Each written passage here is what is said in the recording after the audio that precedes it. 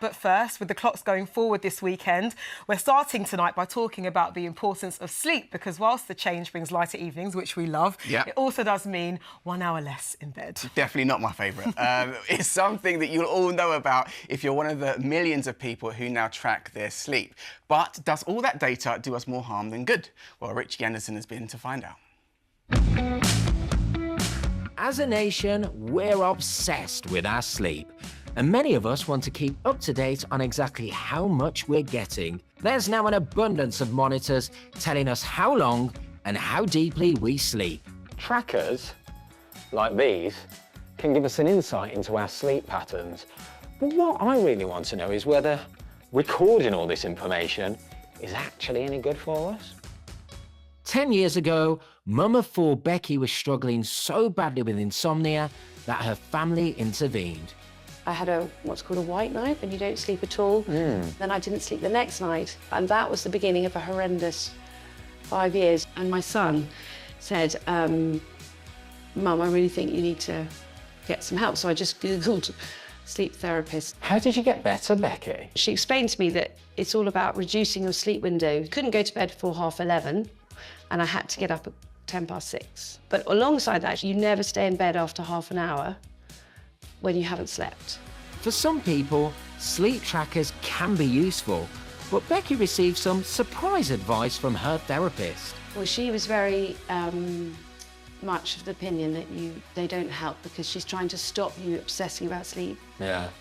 An estimated 1 in every 10 to 20 of us struggle with insomnia. Lindsay Browning has spent the last 20 years helping insomniacs like Becky. I want her take on monitoring sleep. There are so many trackers. Could that help with insomnia?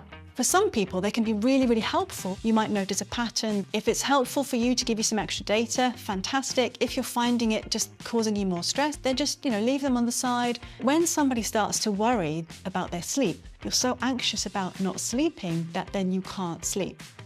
Monitoring yourself at home is one thing, but there's a whole academic field of researching what goes on in our brains at night. And I'm going to be a guinea pig. So tonight, I'm not heading to my comfy bed or even a hotel room. I'm at the University of Surrey in its state-of-the-art sleep lab, where scientists are going to be monitoring me overnight. The 6-bedroom facility is a state-of-the-art lab that uses polysomnography, a sophisticated way of monitoring our brains. Marta Pineda is one of the researchers. Right then, so can I go and get in bed then now? Not yet, no. I need to get you all wired up. The lab allows scientists to control every variable, while electrodes placed on the head record brainwaves. You know what, I'm tired, but how am I going to get to sleep with all this on? We'll find out. See you in the morning. It's late, and I've had a busy day. Despite the sensors, I soon drop off.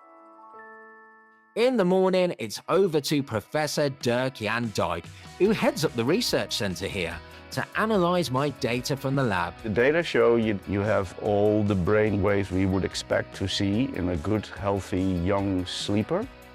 Good to know I'm a good sleeper, but I'd like to know what else the research can show.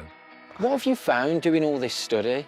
Sleep problems are often a predictor of mental health problems. In people with depression, there will be more REM sleep, actually more of that rapid eye movement. With dementia, sleep is also altered.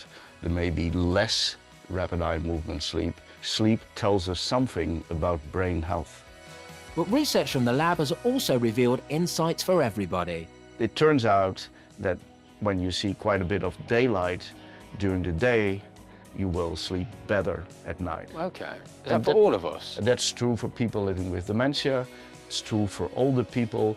It's true for younger people. Research like this could offer all of us some new insights into getting some much-needed shut-eye. And as for doing your own tracking, it's interesting, but handle with care. Oh, and sweet dreams.